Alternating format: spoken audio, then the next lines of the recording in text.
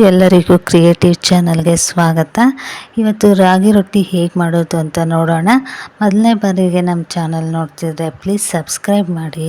ಈ ವಿಡಿಯೋ ಇಷ್ಟ ಆದಲ್ಲಿ ಒಂದು ಲೈಕ್ ಕೊಡಿ. ಇವತ್ತು ನಾನು ರಾಗಿ ರೊಟ್ಟಿ ಮಾಡೋದಕ್ಕೆ ಒಂದು ಪಾತ್ರೆಯಲ್ಲಿ ನೀರು ಇಟ್ಕೊಂಡಿದ್ದೀನಿ, ರೊಟ್ಟಿ ಮೆತ್ತಗೆ ಬರುತ್ತೆ ಅಂತ. ನೋಡಿ, ಈ ಬಟ್ಲಲ್ಲಿ 2 ಬಟ್ಲು ನೀರಾಗಿ ಕಾಯಕ್ಕೆ ಇಟ್ಕೊಂಡಿದ್ದೀನಿ. ಮಳ್ಳಬೇಕು ನೀರು ಚೆನ್ನಾಗೆ. ಇದಕ್ಕೆ ಉಪ್ಪು ಹಾಕ್ಕೊತಾ ಇದ್ದೀನಿ. ನೀವು ಪುಡಿ ಉಪ್ಪು ಬೇಕಾದ್ರೂ ಹಾಕ್ಕೋಬೋದು. ಮಳ್ಳ ಟೈಮಲ್ಲಿ ನಾನು 2 ಬಟ್ಲು ನೀರು ಹಾಕಿದ್ದೆ, ಅದೇ ಬಟ್ಲಲ್ಲಿ 2 ಬಟ್ಲು ಹಸಿಟ್ಟು ಹಾಕ್ತಾಯಿದ್ದೀನಿ. 2 ಬಟ್ಲು ಹಸಿಟ್ಟು ಹಾಕ್ಕೊಂಡು ನಾವು ನೀರು ಎಷ್ಟು ಪ್ರಮಾಣದಲ್ಲಿ ಹಾಕ್ತೀವೋ ಹಸಿಟ್ಟು ಸಹ ಅಷ್ಟೇ ಪ್ರಮಾಣದಲ್ಲಿ ಹಾಕ್ಕೋಬೇಕು. ಈಗ ಹಸಿಟ್ಟು ಹಾಕ್ಕೊಂಡು ಇದನ್ನು ಒಂದು ಸ್ವಲ್ಪ ಮುಚ್ಚಿಬಿಟ್ಟು ಒಂದು 5 ನಿಮಿಷ ಚೆನ್ನಾಗಿ ಹಬೆಯಲ್ಲೇ ಬೇಯ್ಕೊಳ್ಳುತ್ತೆ. ಅದರಲ್ಲಿರೋ ಹಸಿಟ್ಟೆಲ್ಲ ನೋಡಿ ಮುಚ್ಚಿಬಿಟ್ಟು ಬೇಯಿಸ್ಕೊಳ್ಳೋಣ. ಚೆನ್ನಾಗಿ ಕುದಿಬೇಕು. ನೋಡಿ ಕುದೀತಾ ಇದೆ. ಈ ಹಂತದಲ್ಲಿ ಒಂದು ಸ್ವಲ್ಪ ಮಿಕ್ಸ್ ಮಾಡ್ಕೋಬೇಕು.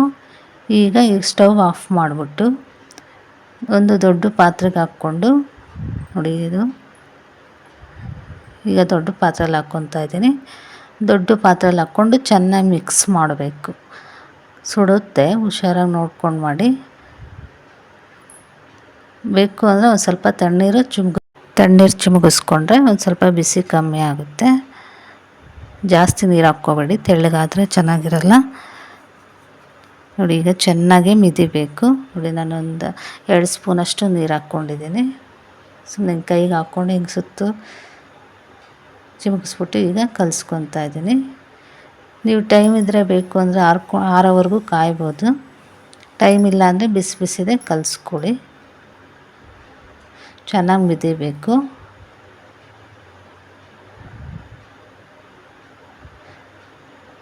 ನಾವು ಎಷ್ಟು ಚೆನ್ನಾಗಿ ಮಿದ್ರೆ ಅಷ್ಟು ಚೆನ್ನಾಗಿ ಈ ರೊಟ್ಟಿ ಬರುತ್ತೆ. ನಾವು ಹಬೆಯಲ್ಲಿ ಬೇಯಿಸಿರೋದ್ರಿಂದ ಹೆಂಚಿನ ಮೇಲೆ ಜಾಸ್ತಿ ಹೊತ್ತು ಬೇಯಿಸೋ ಅವಶ್ಯಕತೆ ಇರಲ್ಲ. ಮತ್ತು ಈ ರಾಗಿ ಶುಗರ್ ಇರೋರು, BP ಇರೋರಿಗೆ ಒಳ್ಳೆಯ ಆಹಾರ. ಇದರಲ್ಲಿ ಕ್ಯಾಲ್ಶಿಯಂ ಪ್ರಮಾಣ ಜಾಸ್ತಿ ಇರುತ್ತೆ.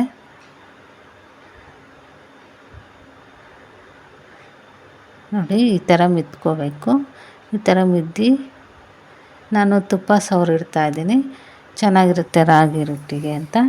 ನೀವು ಎಣ್ಣೆ ಇದ್ದರೆ ಎಣ್ಣೆ ಸಹ ಹಾಕ್ಕೋಬೋದು. ಯಾವುದಿದ್ರೆ ಅದು ಹಾಕ್ಕೊಂಡು, ಬಿಸಿ ಇರುತ್ತಲ್ಲ ಒಂಥರ ಒಣಗ್ದಂಗೆ ಆಗಿಬಿಡುತ್ತೆ ಮೇಲೆ. ಅದಕ್ಕೋಸ್ಕರ ಒಂದು ಸ್ವಲ್ಪ ತುಪ್ಪ ಸವರ್ಬಿಟ್ಟು ಮುಚ್ಚಿಬಿಟ್ಟು ಒಂದು 10 ನಿಮಿಷ ಬಿಡಬೇಕು. ಆಮೇಲೆ ರೊಟ್ಟಿ ತೊಟ್ಕೊಳ್ಳೋಣ. ನೋಡಿ, ಈಗ ಮುಚ್ಚಿಬಿಟ್ಟು ಒಂದು 10 ನಿಮಿಷ ಬಿಡೋಣ.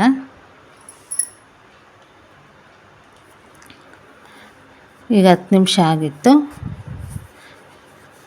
ಈಗ ಸಣ್ಣ ಸಣ್ಣ ಉಂಡೆ ಮಾಡ್ಕೊಳ್ಳೋಣ. ರೊಟ್ಟಿ ಎಷ್ಟು ಬೇಕೋ ನಿಮ್ಗೆ ಅಷ್ಟಕ್ಕೆ ನಾನು ಮೀಡಿಯಮ್ ಸೈಜಲ್ಲಿ ಮಾಡ್ಕೊತಿದ್ದೀನಿ. ನೋಡಿ, ಚಪಾತಿಗೆ ತೊಗೊತೀರಲ್ಲ ಆ ಥರ ಮಾಡ್ಕೊಳ್ಳಿ. ಎಷ್ಟು ವಯಸ್ಸಾಗಿರೋರು ಬೇಕಾದ್ರೂ ತಿನ್ಬೋದು. ಸ್ಮೂತಾಗಿರುತ್ತೆ ರೊಟ್ಟಿ ಮಾತ್ರ. ನೋಡಿ, ಈಗ ಒಂದು 3 ಮಾಡಿ ಇಟ್ಕೊಂಡಿದ್ದೀನಿ. ಇವಾದಮೇಲೆ ನಂತರ ಒಂದು ಸ್ವಲ್ಪನೇ ಮಾಡ್ಕೊಳ್ಳೋಣ. ಹಸಿಟ್ಟು ಚೆನ್ನಾಗಿ ಎಲ್ಲ ಕಡೆ ಆಗಬೇಕು. ಆ ಥರ ಹಚ್ಕೊಂಡು ಈಗ ಒಸ್ಕೊತಾ ಇದ್ದೀನಿ ನಾನು. ಇದೇನು ಕಚ್ಕೊಳಲ್ಲ, ಹಸಿಟ್ಟು ಬೆಂದಿರುತ್ತಲ್ಲ ಅದಕ್ಕೋಸ್ಕರ ಮನೆಗೇನು ಕಚ್ಕೊಳಲ್ಲ. ಒಂದು ಸ್ವಲ್ಪ ದಪ್ಪ ಇದ್ದರೆ ಚೆನ್ನಾಗಿರುತ್ತೆ. ತೀರ ತೆಳಗಿರೋದಕ್ಕಿಂತ ಒಂದು ಸ್ವಲ್ಪ ದಪ್ಪ ಒಸ್ಕೋಬೇಕು. ಹಸಿಟ್ಟು ಬೇಕು ಅಂದರೆ ಕಮ್ಮಿನೂ ಹಾಕ್ಕೋಬೋದು, ಕಮ್ಮಿ ಹಾಕ್ಕೊಂಡು ಒಸ್ಕೋಬೋದು. ನೋಡಿ, ನಾನು ಇಷ್ಟು ಒಸ್ಕೊಂಡಿದ್ದೀನಿ. ಸ್ವಲ್ಪ ದಪ್ಪನೇ ಒಸ್ಕೊಂಡಿದ್ದೀನಿ, ಚೆನ್ನಾಗಿರುತ್ತೆ ಅಂತ. ಈಗ ಹೆಂಚು ಕಾಯಕ್ಕೆ ಇಟ್ಟಿದ್ದೆ, ಹಾಕ್ಕೊತಾ ಇದ್ದೀನಿ. ಹೆಂಚು ಕಾಯ್ದ ನಂತರ ಹಾಕ್ಕೊಂಡು ಫಸ್ಟು 2 ಕಡೆನೂ ಹಾಗೆ ಸುಟ್ಕೊತೀನಿ. ಚೆನ್ನಾಗಿ ಸುಟ್ಕೊಂಡು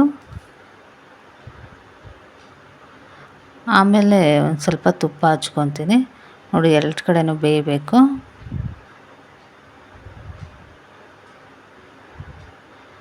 ಈಗ ಬೆಂದ ನಂತರ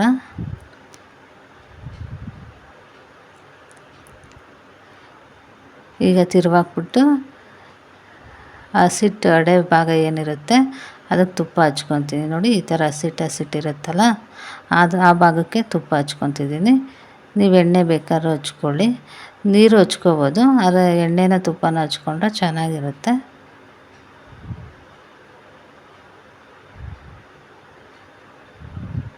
ನೋಡಿ ಹಿಂಗೆ ಎಲ್ಲ ಫುಲ್ಲು ಆ ವೈಟ್ ಕಾಣೋದಕ್ಕೆಲ್ಲ ಫುಲ್ ಹಚ್ಬಿಟ್ಟು, ಜಾಸ್ತಿ ಏನು ತುಪ್ಪ ಹಾಕಬೇಕು ಅಂತೇನಿಲ್ಲ, ಒಂದು 1/4 ಸ್ಪೂನ್ ಹಾಕಿದ್ರೆ ಸಾಕಾಗುತ್ತೆ ಒಂದು ರೊಟ್ಟಿಗೆ. ನೋಡಿ ರೆಡಿಯಾಗಿದೆ, ಬೇಗ ಬೆಂದ್ಬಿಡುತ್ತೆ. ಇನ್ನೊಂದು ಹಾಕ್ತಾಯಿದ್ದೀನಿ ನೋಡಿ, ಅದೇ ರೀತಿ ಒಸ್ಕೊಂಡಿದ್ದೀನಿ ನೋಡಿ. ಈ ಭಾಗಕ್ಕೇನು ತುಪ್ಪ ಹಚ್ಚೋ ಅವಶ್ಯಕತೆ ಇಲ್ಲ, ಮೇಲ್ಭಾಗ ಒಸಿತೀವಲ್ಲ ಆ ಭಾಗಕ್ಕೆ ಏನು ಹಚ್ಚೋ ಅವಶ್ಯಕತೆ ಇಲ್ಲ, ಅದೇನು ಬೆಳ್ಳಗಿಲ್ಲ. ಈಗ ನೋಡಿ ಈ ಕಡೆ ಹಚ್ಕೋಬೇಕು.